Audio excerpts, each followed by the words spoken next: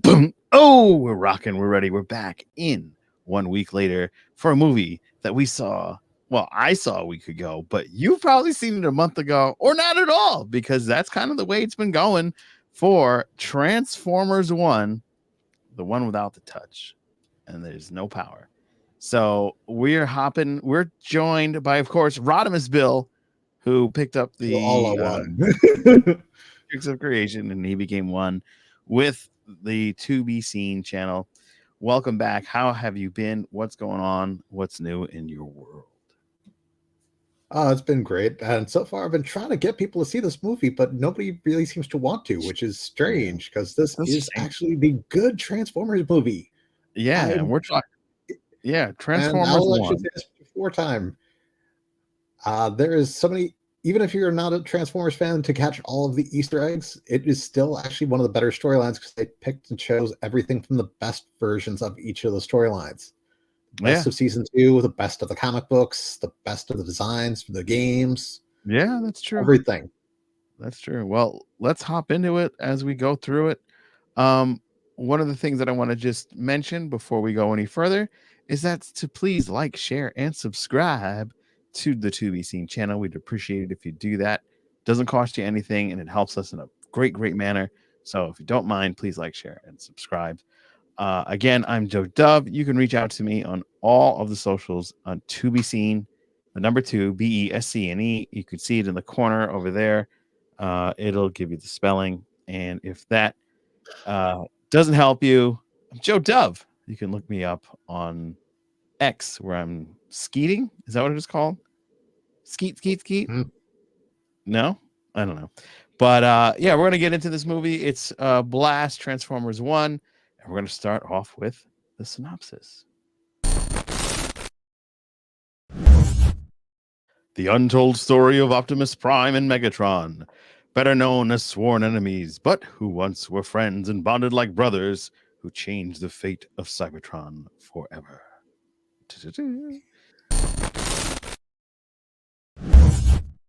All right, so this movie was directed by Josh Cooley, written by Eric Pearson, Andrew Brower, and Gabriel Ferrari. This was starring Chris Helmsworth as Orion Pax, aka Optimus Prime, Brian Tree Henry as D16, aka Megatron, Keegan Michael Key as B127, which is that a nod to the first Transformers live action movie? No, that's a nod to Bumblebee. No, I know he's Bumblebee, but like, no, I meant like the Bumblebee movie, Bumblebee. Oh, okay, gotcha. Steve Buscemi as Starscream, which was a great choice. Scarlett Johansson is Alita 1. This is the first time she's been in a movie in a while, so that was good to see her. Vanessa Linguari is Anacrid. John Hamm is Sentinel Prime, and Jason Canopiasis Alvarez is Shockwave. And I've got to bring it up. James Remar was in this.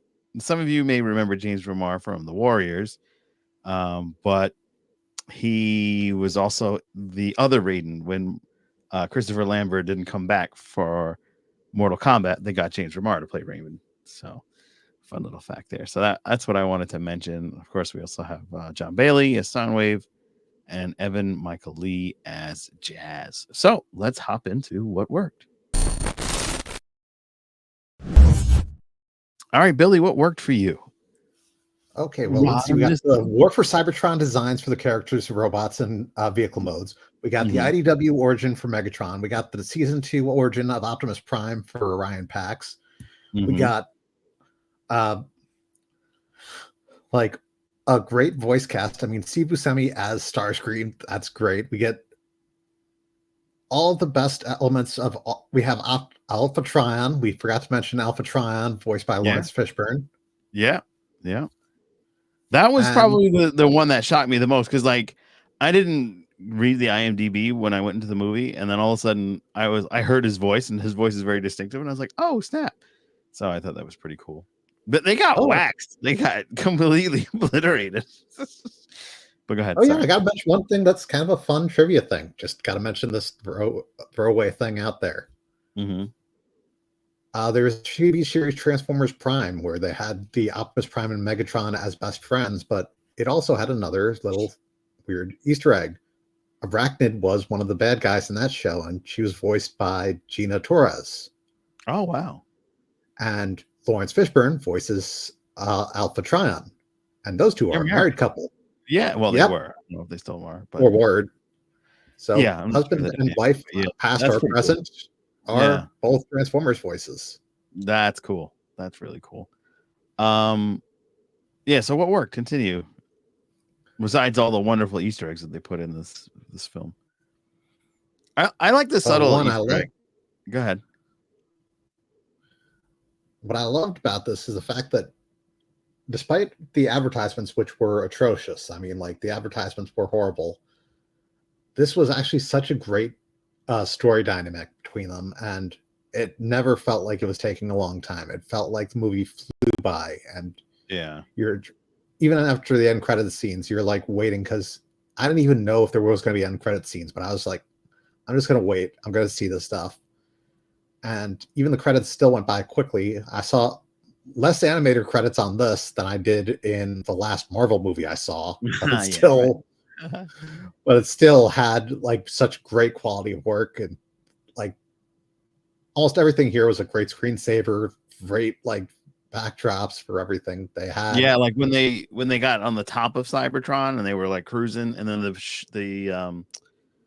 the three-headed the Quintesson ship came down. I was like, oh, that looks awesome. And even the landscapes of when they were running around on Cybertron was like incredible. Yeah, and the upside down cities and everything like that. Yeah, very cool. And I It liked actually how he turned out at the end. I thought that was pretty dope. Mhm. Yeah. I mean, they Okay. looked like an alien world, and it's the first Right. Transformers movie without a single human character. Yeah, thank God. Because I hate I mean, no offense to anybody, but it's so much better when it's just focused on the robots. We don't really care about the humans. It's usually the humans are I like, mean, oh for my the God, most did I part, just most people when you're without dead? humans. I mean, if I could see a movie without humans, I'd be happy. Just get rid of Yeah. all humans. Well, I'm sorry. sooner than I later. try to make movies for Bender. But go ahead, continue. Oh, but it's just great. I mean, we actually get to see like them learn how to transform. We get to see like the first transformation. We get to hear the origin of all of the characters and stuff like that. And they did do uh,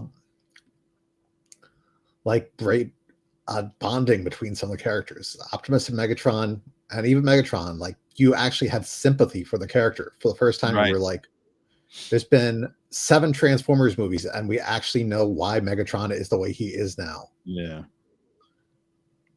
Crazy. I thought that the graphics were great too. Like it looked so good. And Oh, yeah. Orion Pax looked really dope too. Like and you could see the basic workings, inner workings, maybe, if you will, of what they would become as their later versions of themselves. And I thought it was a great story. Basically, I mean, I knew certain thing. I knew the main once you met Alpha Trion, John Hamm in this movie, or Sentinel Prime, rather. Once you met him and how that whole thing worked out, I was like, okay, for sure he's the bad guy, and like he did something, and that's why they haven't been able to successfully overcome the Quintessons. And it came into play. I was like, oh, yeah, look at that. Did I write this? And I'm looking around. Yep. So Sentinel Prime was evil again, just like he was when he was played by Leonard Nimoy again in one of the Michael Bay Oh, yeah, ones. that's right. That was the third one, Dark of the Moon. Yes. Yeah. R.I.P. Leonard Nimoy. And this one was a much more satisfying death for for Sentinel Prime. Just watching like Megatron like kill him, like tearing him in half. Yeah, that was The sick. brutality of Megatron. Yeah. And I loved seeing how Megatron's blaster would come out of his arm as he became more unhinged. Yeah. He started out without it, but then as he progressed, the thing just got bigger and bigger every single time he used it. Yeah. What I also liked about this was the usage of like B plot characters, like the one operations manager that kept getting messed up and kept getting demoted along with B, and then how they portrayed B in this. He was like he was in the middle of the planet, and so far down below was basically like Yeah, we're gonna go ahead and move you to the basement. We have a bug problem, so if you could take care of that, like he really was down the pike. I thought that was great character development. The only thing I love one of the from my end, I love the little subtle hints that they did, like when somebody was walking past Orion Pax, and I think it was the manager. She says, "Listen, you don't have the touch, and you don't have the power." And I was like, "Oh, that's from the thing." So I thought that was very clever. This is probably one of the best written Transformer movies that we've ever seen. I'm sure you will agree with me on that. Oh, And absolutely. yeah, and I also feel like it's one of the best paced and executed ones since the original in 1984. I think that came 86 was the original out movie, 86. but All right, so the 86. the series started in 84. The series started. Okay, yeah, I get the numbers.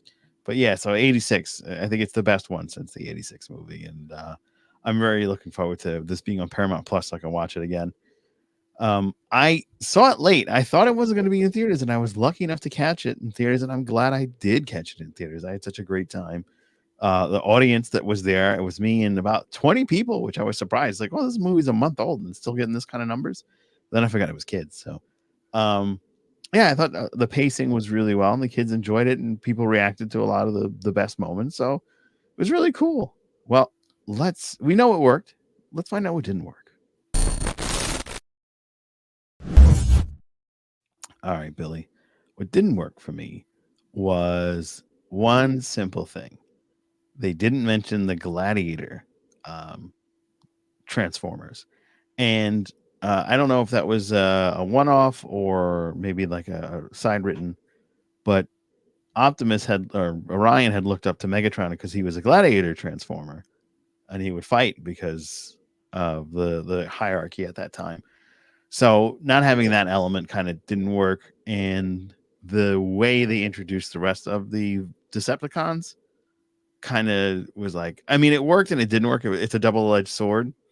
It was cool the way they did it. At the same time, it was like, well, it would have been dope if they were always there and they were fellow, worker bots, minor bots, And there is a song called Drone Racing, I think it's called, from Gunship. And that would have been a great song to play while they're doing like that race, which reminded me a lot of Ready Player One. I don't know about you. I got a little bit of episode 1 vibes. A Star Wars episode. Yeah, it's the same thing. I felt that those things were very similar, you know. But what didn't work for you, Billy? Well, one of the things was definitely the marketing campaign. I mean, Mm, like they trap. showed all the cringiest stuff within the movie in the trailers. Mm-hmm. And as a result, that was also one of the things like they were I could tell like with Keegan Michael Keys, like they were like, Badass Toad was intro. hilarious in Mario Brothers movie. Let's have him do the exact same stick as that. Yeah. And Yeah. let's just basically make Bumblebee into Toad. Right. And he was like, it's the character from the Super Mario Brothers movie. Yeah. Like Keegan Michael Keys is a hilarious actor and comedian. I mean, everybody loved Key and Peele. He did great character work on there. Mm-hmm. And then just okay, he's doing kids work. What worked before? Do that again. Yeah.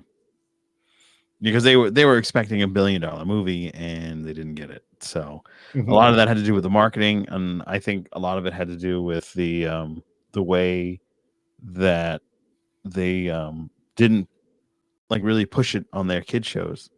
And the fact that people don't really watch TV as much anymore. Everything is streaming, so it's like you don't really have an opportunity to cross promote on other platforms because your streaming stuff doesn't get that chance. You're not going to see a commercial for Transformers 1 until Amazon Prime puts it out on Amazon Prime.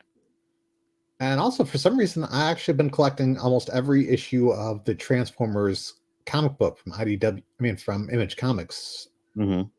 They have like little to no print ads for Transformers One Wow. in the Transformers comic book from Skybound Image Comics. Yeah. And it's like, if you can't promote your Transformers movie in the Transformers comic book, What are you doing? yeah, Yeah. So did the Orion packs work for you compared to the original Orion packs? Tell the truth, that I thought was an improvement because like Oh, because the helmet was too big. the the headpiece, that view Mm, in the center was always weird. distracting and Yeah. weird. Yeah. This was Actually, more having him with like the Optimus Prime vent in the top, on the actually, side. like as a minor helmet, and actually having it at a place of the minor light makes Worked better. sense. And I mean, Yeah. him not being a librarian, I thought that was interesting. Yeah. And All him right. not being like an Army Ranger or any of Yeah. the other origins that Optronics or Ryan Pax or any of his other Yeah. aliases in the comic books have had. Right. So it's nice to see like that. Yeah. All right. Well, we know it worked. We know it didn't work. But let's see what the reception is. We got 7.7 out of 10 on IMDb. We're going to switch to IMDb because I've gotten comments and some personal friends. My boy AJ Orsini hit me up, was like, why do people even bother with Rotten Tomatoes anymore? It's trash. So we're going to go and we're going to jump. So as we know that the metrics, the people looking for this movie, has dropped down to 42%. But that's because this is almost a 3-month-old movie. So it's going to be streaming on Paramount Plus pretty soon, probably next month. But 7.7 out of 10 is, I think, pretty damn good. What do you think? Yeah, I think that is an actually fairly good quality score, and I hope that in streaming it can get a second life. I'm hoping that anybody that watches this review and sees like this available through Paramount Plus or even through a Fandango at home or whatever, or Amazon Prime, just go and watch damn it, I'm just distracted because I was thinking Amazon Prime. I, it. I keep Optimus on getting Prime. the damn memes. Yeah, Optimus Prime. People forget about why Prime died for you. The meaning of Prime Day. Yeah, absolutely, absolutely. Yeah. I was looking up the actress that played her name, Vanessa Ligari from Transformers One. She was in The Sopranos. Mm-hmm. I thought that was pretty cool. Yeah, I think that I think it deserves all the accolades that it does get, if any, because it was such a great movie and it was a shocking movie. Do you think that you came in with low expectations and that's why you rated it as high as you did? Well, it's weird because like there's movies that I gave low expectation. Well, I've had low expectations for like the last 4 Transformers movies, Mm-hmm. and I had better luck with Bumblebee and this. Yeah. I would say like the 3 best Transformers movies are the 86 movie, Mm-hmm. Bumblebee, and this. Do you think Fourth Bumblebee's better would than probably be, this?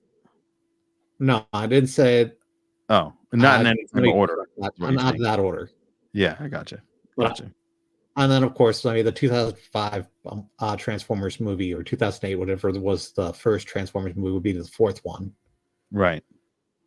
The worst one was probably Age of Extinction with uh Was it the ghetto bots that they had? that was no, Last Night was the worst one. That's the Well, one last with night was boring. It was like I felt very long. that was the one where they had uh the Transformers have been on Earth since Oh, the since the medieval age of times. yeah, that was dumb. They were just like, we're pulling stuff out of our robotic asses. I still think 86 is number one. I'd say this is number two, Yes, I'd agree on that order. and then Bumblebee. I totally agree with you. I think all the other ones are pretty much. I'd say the first Michael Bay one wasn't bad, and the third one, and then the rest are all on the same plane of let me not ever watch them again if it's possible. So that's what I feel on that. And what do you feel, audience? Let us know in the comments below. Just comment, and we'll totally appreciate that. And be sure to follow us on all the wonderful socials. The console room And is even still if you there. talk in the comments section, Mhm. one of us actually does check the comments sections for the YouTube videos. So We you might both actually, do. We both do. But you actually yes, wrote back. So yes. yeah. I'm not social anywhere but YouTube. Yeah. So hit up Billy, chat with us. We'll be back. I think we're gonna do Joker, right? Joker part two. Only because that's punishment for making people wait this long for Yeah, this. yeah, totally. All right, guys, have a good one. Thanks for watching, and we will see you next time for Joker Duke.